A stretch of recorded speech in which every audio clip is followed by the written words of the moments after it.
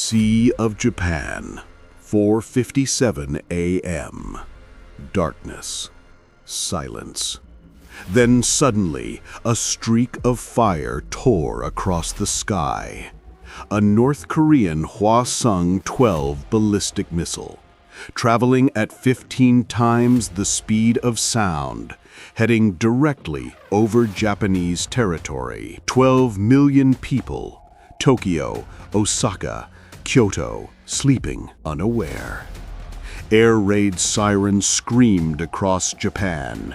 Emergency alerts on every phone. Seek immediate shelter, ballistic missile threat. But this wasn't a test. This wasn't a drill. North Korea had just crossed the ultimate red line.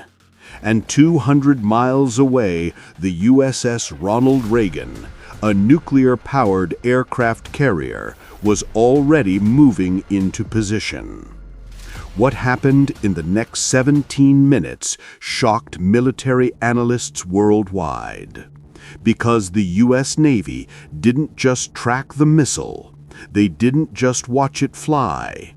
They sent North Korea a message so terrifying, so overwhelming, that Pyongyang went silent for 3 months.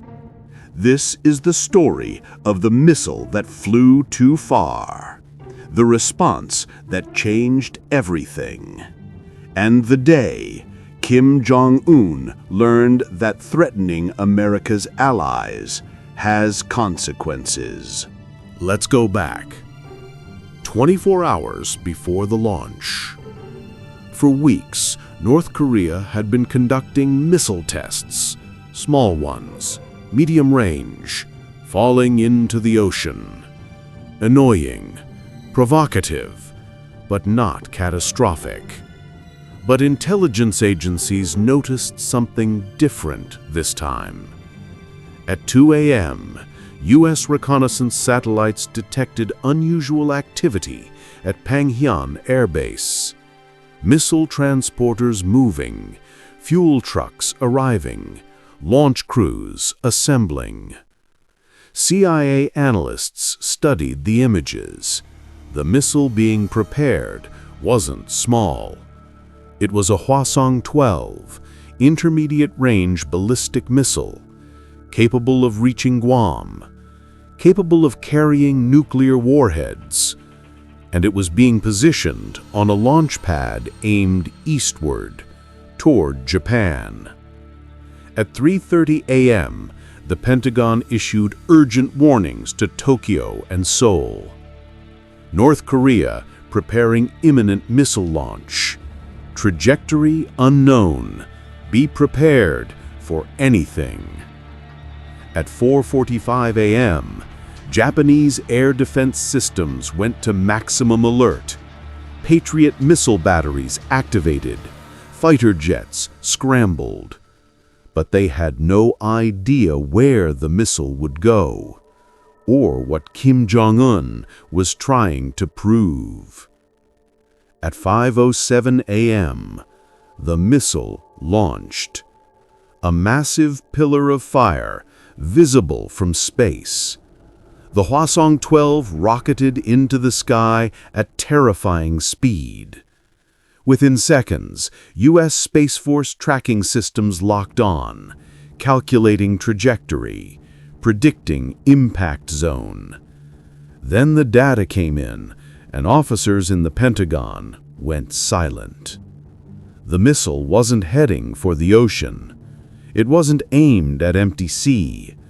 It was flying directly over northern Japan, over populated areas, over millions of civilians. At 5:02 a.m., the missile reached peak altitude, 550 kilometers, the edge of space. At 5:04 a.m., it began descending, still over Japanese territory, still traveling at Mach 15. Air raid sirens wailed across Japan, emergency broadcasts, panicked citizens running for shelter. the Japanese government activated emergency protocols. Trains stopped, traffic halted. 12 million people taking cover. Was this an attack? A mistake? A malfunction? Nobody knew. At 5:06 a.m., the missile cleared Japanese airspace, continued over the Pacific Ocean. At 5:09 a.m., it crashed into the sea, 1,400 miles from its launch point. No casualties, no damage, but the message was unmistakable. North Korea had just demonstrated they could hit Japan, anytime, anywhere. And by extension, American military bases on Japanese soil. Tokyo immediately contacted Washington. The conversation was brief. North Korea just flew a ballistic missile over our country, over our people. This cannot stand. At 5:15 a.m., U.S. Pacific Command issued orders to the USS Ronald Reagan Carrier Strike Group. Proceed to launch position. Prepare for maximum demonstration of force. Show Pyongyang what happens when you threaten our allies. The USS Ronald Reagan was already moving. 70 fighter jets, 5 escort warships, 1 nuclear-powered submarine, and a mission to send North Korea a message they would never forget. 5:30 a.m. USS Ronald Reagan, 150 miles east of North Korea. Admiral Marcus Webb stood in the Combat Information Center, the same room where hundreds of military operations had been planned. But this one was different. His orders from Pacific Command were clear. Demonstrate overwhelming capability. Make it personal. Make it unforgettable. Admiral Webb assembled his strike group commanders, pilots, weapons officers, intelligence analysts. Gentlemen, 30 minutes ago, North Korea fired a missile over Japan. They endangered millions of civilians to make a political point. Now, we're going to make our point. He pulled up a satellite map showing North Korea's coastline, military bases, missile sites. We're going to conduct the largest show-of-force operation in 20 years. I want 60 jets in the air. I want them flying within 12 miles of North Korean airspace. And I want Pyongyang to know that if we wanted to, we could eliminate every missile site they have within 90 minutes. At 6 a.m., the operation began. 40 F/A-18 Super Hornets launched from the carrier deck. 20 F-35 Lightning fighters joined from Iwakuni Air Base in Japan. South Korean F-15s added another 12 aircraft. 72 combat aircraft, the largest aerial formation in the region since the Korean War. And they all flew in one direction, North Korea. At 6:30 a.m., the formation reached its position, 12 miles from North Korean airspace, close enough to be seen on every radar in Pyongyang, close enough to strike, but not entering their airspace. The message was perfect. We're right here. We can see you, and you can't stop us. But Admiral Webb wasn't finished. At 6:45 a.m., 2 B-1B Lancer bombers arrived from Andersen Air Force Base, Guam, each capable of carrying 75,000 pounds of weapons. They flew along the North Korean coast, low, fast, demonstrating precision strike capability. North Korean air defense systems lit up, radars tracking desperately, but they didn't fire, didn't intercept, because they knew if they engaged American aircraft, It meant war, total war. At 7 a.m., the USS Michigan, an Ohio-class submarine, surfaced 30 miles from North Korean coast. This submarine carried 154 Tomahawk cruise missiles, each capable of striking North Korean targets with pinpoint accuracy. The submarine surfaced deliberately, visibly, so North Korean coastal observers could see it.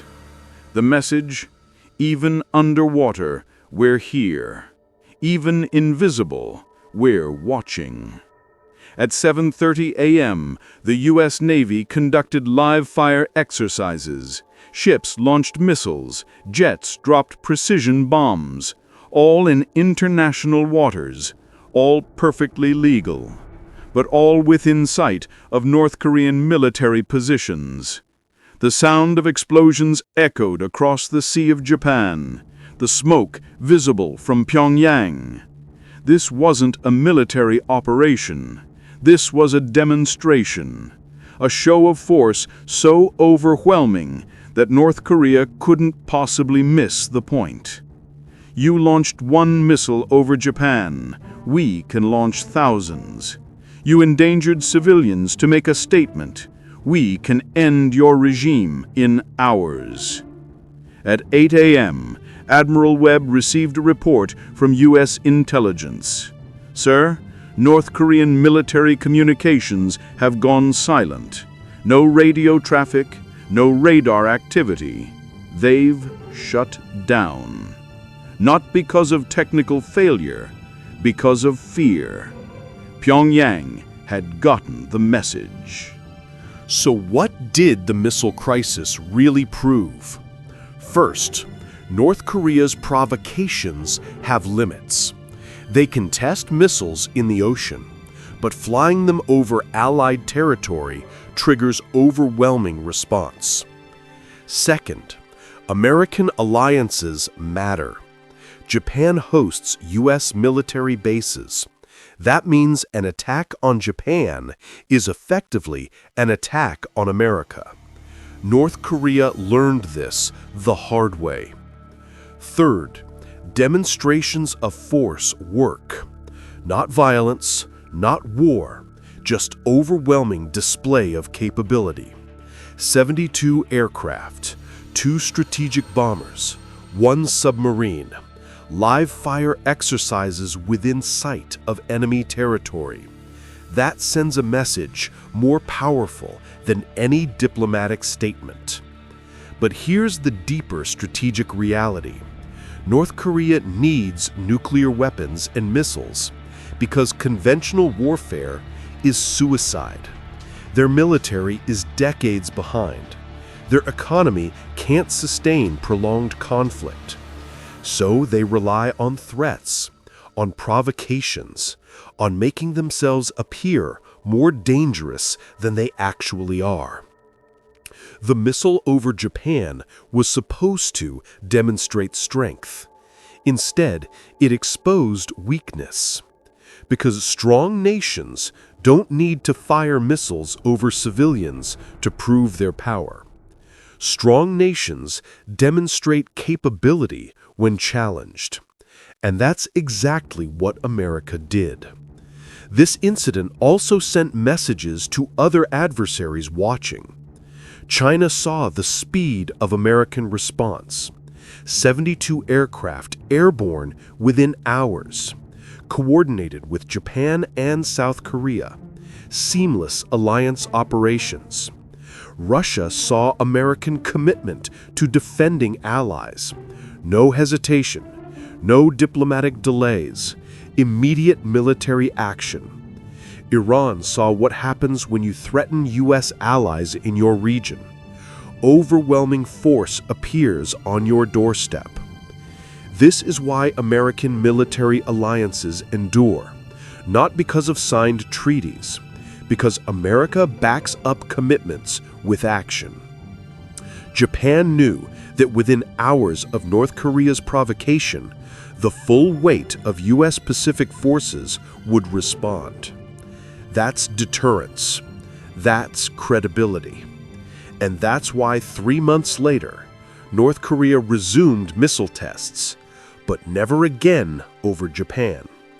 They got the message. They learned the lesson. Some lines cannot be crossed. 4:57 a.m. A missile launches from North Korea, flies over Japan, crashes into the Pacific. Within 3 hours, 72 aircraft demonstrate strike capability. 2 bombers show precision weapons.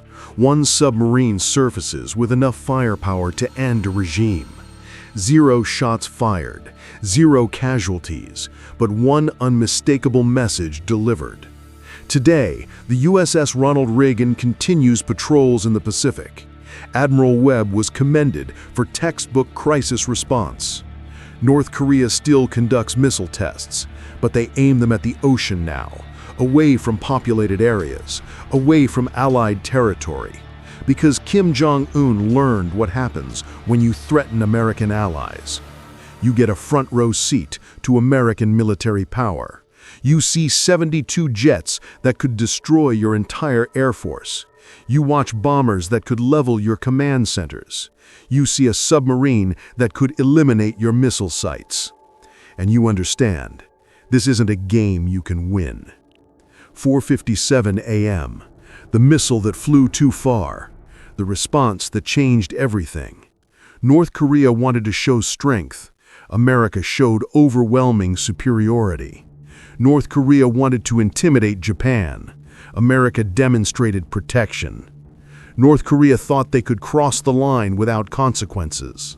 They were wrong. This is the Pacific. This is the alliance that defends freedom. This is what happens when you threaten American friends. The USS Ronald Reagan, 72 aircraft, 1 message: don't test us.